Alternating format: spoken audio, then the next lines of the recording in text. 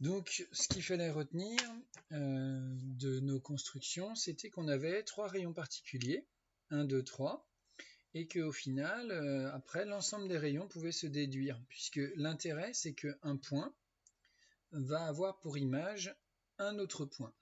Donc à ce moment-là, il est d'usage d'écrire le second point, le point image, en le renommant comme le point objet, B', et en mettant un prime. Donc on a le point B, et on pourra dire que si on appelle cette lentille ici L, à travers la lentille L, eh bien l'objet B va avoir pour image, l'image va avoir pour objet le point B'. Et du coup, on peut écrire ceci comme cela. Alors le côté remarquable, et vous pourrez le faire, si vous prenez plusieurs points qui sont perpendiculaires à B, vous allez construire les images à travers la lentille et vous allez observer que cet ensemble de points va créer des ensembles de points conjugués qui vont avoir la propriété d'une part d'être alignés et tous perpendiculaires à l'axe ici. Si on prend tous les points qui sont sur ce plan passant par B, eh bien ils vont créer eux-mêmes un plan perpendiculaire à l'axe et qui passe par le point B'. Alors, une des conséquences, c'est que du coup, quand on a un objet, on le dessine souvent perpendiculairement à l'axe optique de la lentille. Et dans ces conditions,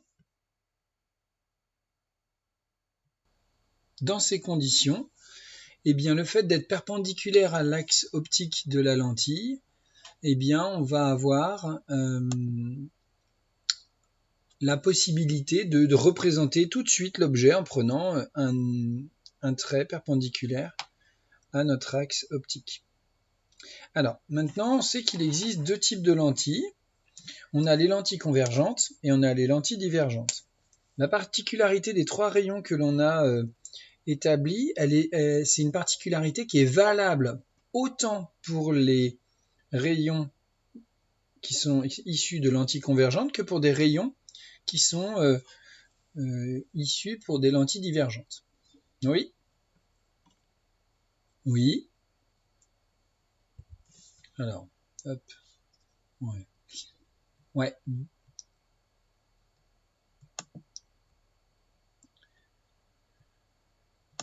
Oui. Oui. Oui. Ouais.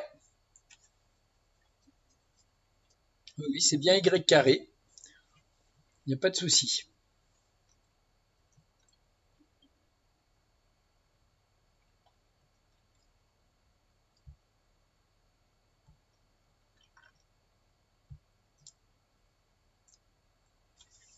Alors, représentons les rayons lumineux pour une lentille avec une distance focale OF, prime barre de 3 carreaux. Donc on va prendre la lentille, elle est placée ici. Donc il y a un petit surlignement, hein. On va la mettre au même niveau que les autres, ce sera plus facile pour se repérer, pour que tout le monde construise des lentilles assez aisément. Et donc ici, vous avez votre lentille qui va être comme ceci.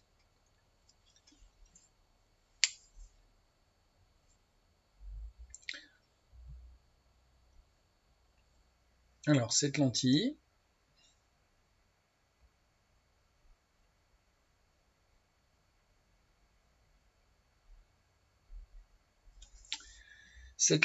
en fait, on va lui placer une focale, donc une distance focale OF' barre à 2 carreaux. On place le centre O. Alors, première chose, ça veut dire que pour cette lentille, le point F est situé symétriquement à O de ce côté-là. À ce moment-là, lorsqu'on a des lentilles convergentes, OF' barre est positive. Et donc là, on va prendre plus 2 cm, puisque ici un carreau est fait 2 cm. Vous pouvez vérifier la règle, normalement si l'impression a été respectée, on est bien. Pour les lentilles divergentes, en fait, la particularité c'est que la distance focale OF' bar est négative et on va prendre une lentille divergente avec du moins 2 cm. Et l'objectif, ça va être de construire l'image la plus précise possible d'un objet situé ici. Bon, on va appeler cet objet A, B. Le plus souvent, ce sont des lettres qui sont très utilisées dans les exercices d'optique. On prend un objet AB, le point A est sur l'axe, le point B est à l'extérieur de l'axe. Et on va construire l'image de cet objet à travers la lentille F. Donc, je vous laisse faire ce travail, construisez les rayons et puis regardez où est l'image. Baisser la feuille. Bah, Guilain, je peux difficilement baisser la feuille parce que là j'en ai besoin. Et,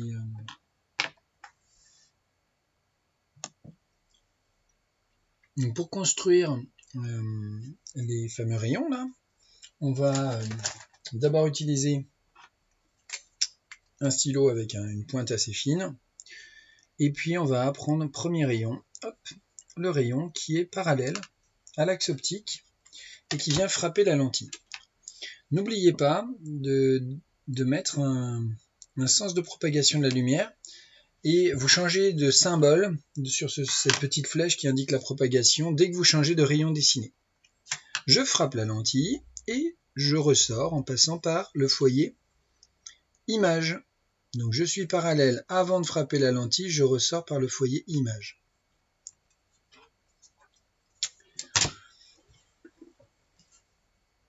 Tiens, au passage ici, on notera la petite boulette. Alors ensuite, je ressors par ici, j'indique ma petite flèche pour dire que c'est bien mon rayon qui est issu du rayon parallèle. Deuxième rayon particulier, je prends le rayon qui est issu de ma source, donc ici le point B, et qui vient frapper ma lentille en passant par le foyer objet. Je passe par le foyer objet.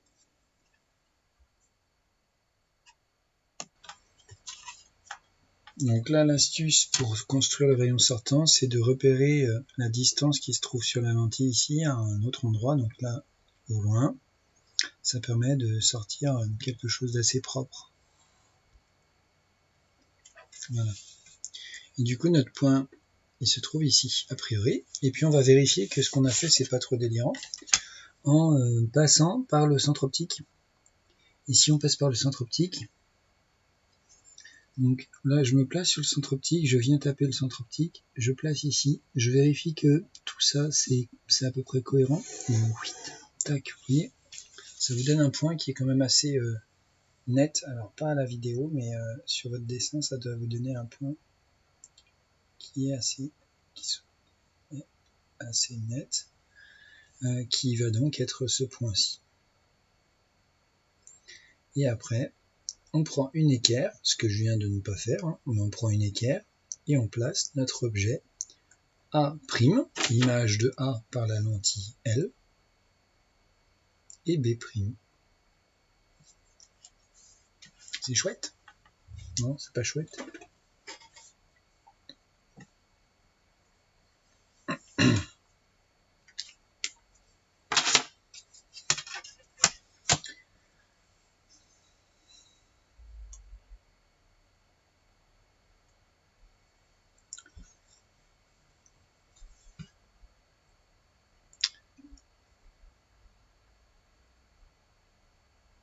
Alors, quelle mesure peut-on réaliser? Et là, je vais revenir sur la notion de mesure algébrique OF bar. En fait, on est capable de mesurer plein de choses ici. Déjà, on remarque qu'à cause de la perpendicularité ici de l'objet, finalement, la position sur l'axe, la coordonnée suivant l'axe optique ici, alors l'axe optique, on le flèche dans le sens de propagation de la lumière. Comme mes rayons lumineux vont se propager de la gauche vers la droite, ça veut dire que mon axe optique est orienté de la gauche vers la droite. On l'appelle delta, l'axe optique, je rappelle. Et à ce moment-là, comment on va faire des mesures? Eh bien, les mesures que l'on peut faire, ce sont des mesures de dimension, de taille, et des mesures de position. Les positions, ce sont les positions par rapport à l'axe optique. On aura donc OF bar, OA bar, OA' bar.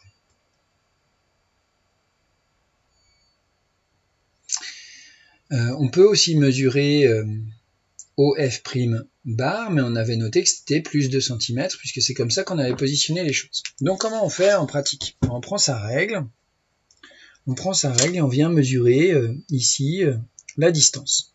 Donc je mesure, grossièrement moi je vois qu'il y a une petite erreur de 1 mm par rapport à ce que je vous avais dit, parce que les carreaux à la reprographie, ça a dû bouger un peu.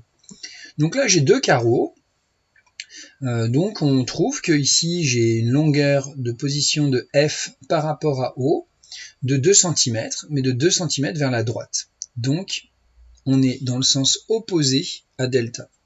Finalement, ça c'est la lecture d'une coordonnée, mais on n'a pas un vecteur à 2 coordonnées, mais un vecteur à coordonnées uniques. C'est la position ici, c'est ce qu'on appelle une mesure algébrique. Et du coup, elle rend compte du fait qu'on se déplace de O vers F dans un sens, le signe moins, ou dans l'autre sens, le signe plus. Donc ça, finalement, c'est un vecteur, c'est le premier vecteur qu'on rend compte, c'est le vecteur à une coordonnée, c'est-à-dire que notre axe, il est dit orienté. Donc, il faut faire très attention à cette histoire d'orientation, parce que c'est orienté par rapport à la lentille d'étude. Si on a plusieurs lentilles, il faut requalifier les mesures par rapport aux lentilles. Donc, il faut faire attention au positionnement par rapport à la première lettre. Est-ce que de la première lettre vers la seconde, je suis dans l'axe de l'orientation de l'axe ou pas? Par exemple, O à bar, je vais de O vers A, donc je suis opposé au sens de l'axe delta, donc déjà je vais avoir une valeur négative, et puis après je compte mes carreaux ici, 1, 2, 3, 4, 5, 6, 7, 8, donc je vais avoir moins 8 cm.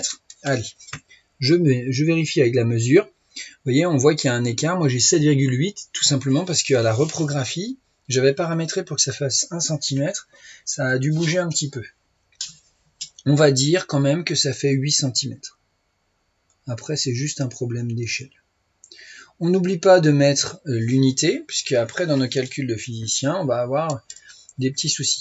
Alors les physiciens puristes pourront noter peut-être mon manque de précision par rapport aux chiffres après la virgule. Je vais rajouter 8,0 cm et 8,0 cm. Et enfin, ici, je vais positionner mon objet A'B' et je trouve ici une distance de 2,7 cm. Donc j'ai une distance de 2,7 cm, mais une position algébrique de plus 2,7 puisque le segment OA' est bien orienté suivant l'axe. Ça marche pour ça?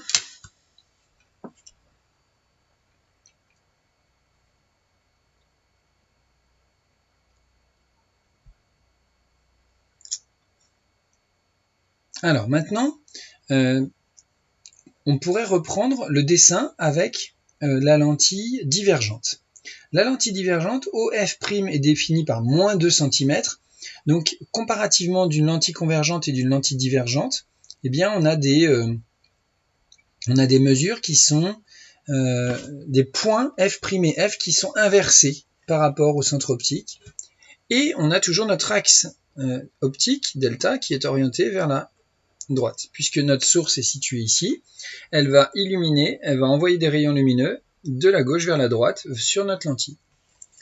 Donc maintenant, proposer un premier rayon, on démarre, on vient frapper la lentille. Allez, lueur d'espoir, je vais prendre un crayon vert. Et puis je viens frapper ma lentille ici.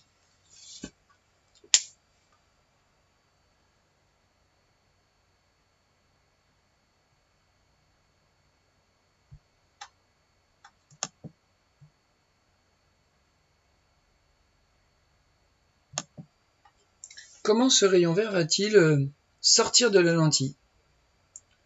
Donc il arrive parallèlement à l'axe optique et il frappe la lentille. La propriété que l'on a dit de ces rayons, c'est qu'ils doivent ressortir en passant par F'. Mais c'est une propriété géométrique. C'est-à-dire que mon rayon doit être porté par une droite qui passe par F'. Ce qui veut dire que je dois dessiner une droite qui passe par F' et qui passe également par mon point d'impact. Bah, la seule droite qui passe par ces deux points-là, c'est celle-ci. Alors, vous allez dire, mais ouais, c'est un peu bizarre. Tant que ça, hein, c'est bien la droite. Et une droite n'indique qu'une direction.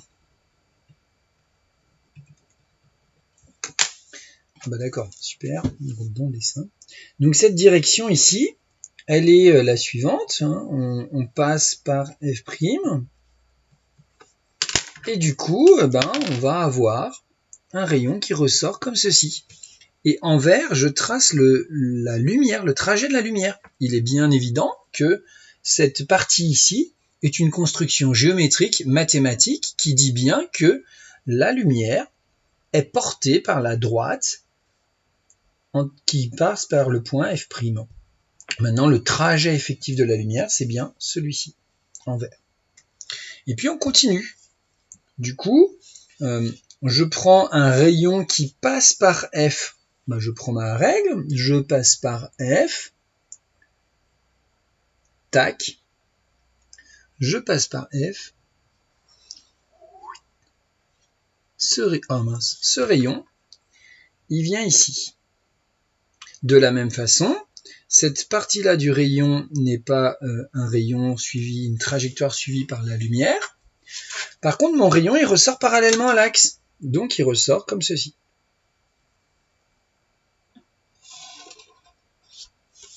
Il ressort comme ceci. Mais d'où provient-il quand on met son œil ici? Moi, je suis observateur. Je regarde ce qui se passe avec mon œil. Hop.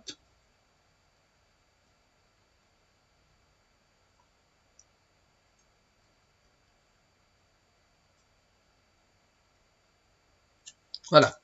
Je suis observateur, je regarde. La lumière est issue de la lentille et provient d'un point où les rayons lumineux qui sortent de la lentille se croisent. Et donc ce point-là, ce point-ci, c'est l'intersection de ce rayon-là. Ce rayon provient de cette direction et de celui-ci. C'est-à-dire que mon point image est ici. Et ça, là, je vais dessiner en noir, ça, c'est mon objet. Non, pardon, mon image, l'image de mon objet. Et je vérifie avec le troisième rayon, si je passe par haut, mon rayon n'est pas dévié. Donc j'applique les règles strictes qu'on a énoncées précédemment. Mon rayon n'est pas dévié, donc là pour le coup c'est le vrai trajet de la lumière. Et miracle, on constate que... Enfin miracle de la science quand même. C'est fabuleux, on s'enflamme, on est content, ça marche. Et qu'est-ce qui se passe? Ici, notre dernier rayon, il est séquent avec les deux autres au point que l'on avait défini précédemment. C'est-à-dire qu'un observateur qui regarde les rayons qui sortent de la lentille voit l'image à travers la lentille de notre objet AB et qui se situera ici. On note A', B'. Alors qu'est-ce qu'on constate? On constate déjà que cette position, elle est derrière la lentille. C'est-à-dire que visuellement, si on regarde dedans, on aura l'impression de voir cette image fabriquée derrière la lentille. Par contre, si on compare l'observation directe sans la lentille et l'observation avec la lentille, on aura une image qui nous apparaîtra comment? Plus proche, mais beaucoup plus petite.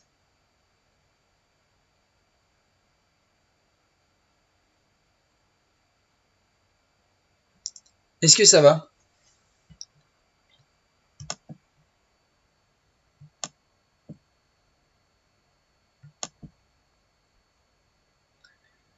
On aura une image plus proche mais plus petite. Alors on peut vérifier avec des mesures. on aura OA' bar qui sera égal à moins, alors là je vais y aller en centimètres, 1,5 cm. On aura OA bar qui sera égal, comme tout à l'heure, à moins 8 cm. Donc ça traduit bien qu'on est avant le point O, deux valeurs négatives. Et ensuite, eh bien, comment traduire le fait que l'objet soit plus petit? Comment traduire que l'objet soit plus petit? Quelle mesure pourrait-on prendre Quelle mesure pourrait-on prendre pour traduire la taille de l'objet? Essayez de l'estimer. Alors, comment on place B', celui-ci?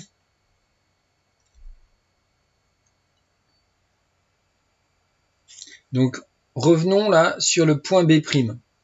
Le point B', c'est celui qui est à l'intersection des rayons qui sortent de la lentille. On est d'accord? Donc, ici, c'est assez aisé de comprendre où mettre B'.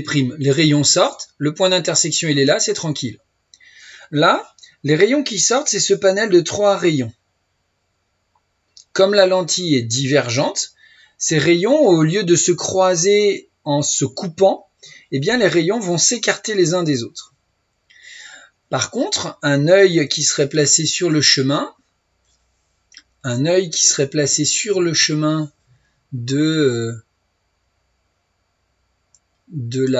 ces rayons lumineux-là, aurait l'impression que chacun des rayons lumineux proviennent de ce point ici. Et ce point d'intersection entre les 3 rayons ici, c'est le point B'.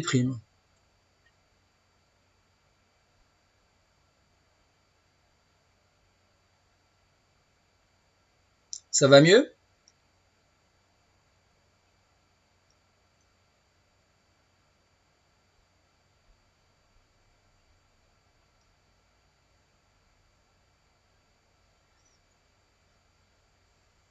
Est-ce que c'est bon ou pas là? J'aimerais avoir un petit oui ou un petit non de façon à savoir.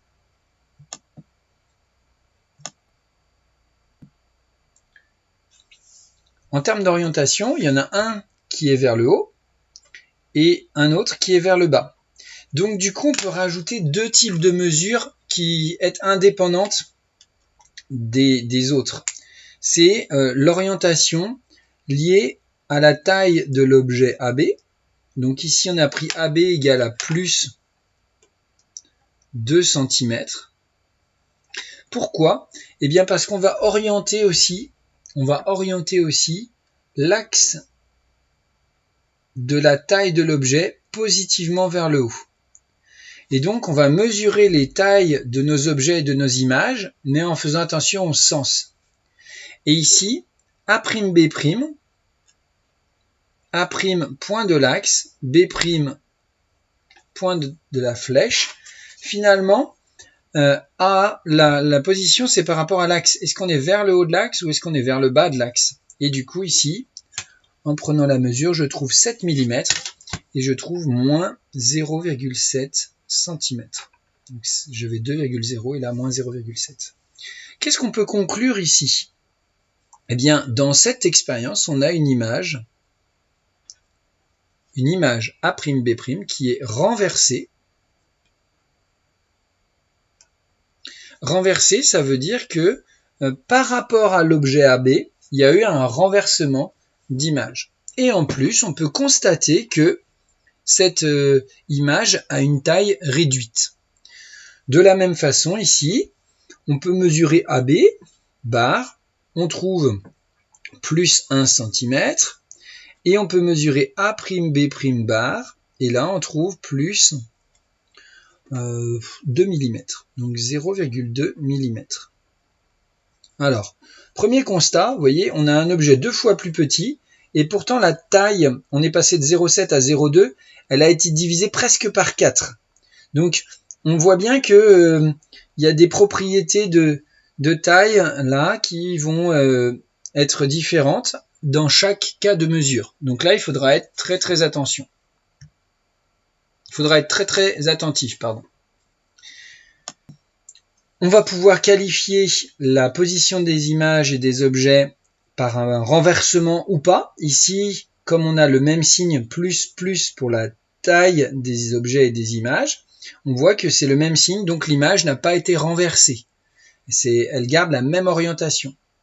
Alors les problèmes de renversement d'image, c'est ce que vous observez avec des loupes. Vous prenez une loupe, vous la positionnez et vous pouvez voir le décor à l'envers. Donc ça, c'est une possibilité. Ok ? Alors, là maintenant, on peut avoir une petite étude qui est intéressante. C'est de se dire, tiens, je reprends ma lentille convergente.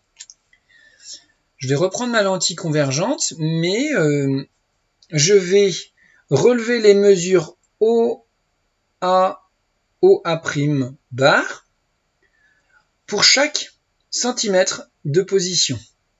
Donc je fais ça pour chaque centimètre, je refais la construction. Et puis, on va aller plus loin, on va faire la construction aussi pour les deux derniers points ici. Et on va regarder ce que ça donne en termes de fabrication d'images, et on fait un tableau de mesure. Ça, on peut le réaliser en fait au laboratoire, on le fera donc pas ce jeudi, mais la semaine prochaine. On réalisera ces mesures de position, et ça permet d'observer en plaçant un écran ici. En fait, on va pouvoir voir l'image de l'objet sur la position d'écran. Donc dans les faits, c'est extrêmement simple. On bouge la lentille pour que l'on ait la distance OA voulue. Et avec un écran, on vient se déplacer pour repérer l'endroit où se trouve l'image sur cet écran. Et là, ça nous donne un ensemble de données. Et ça, j'aimerais bien que vous me fassiez ça pour mercredi, enfin pour jeudi. On avait dit qu'on se voyait jeudi. Donc c'est de prendre ici un ensemble de 10 positions.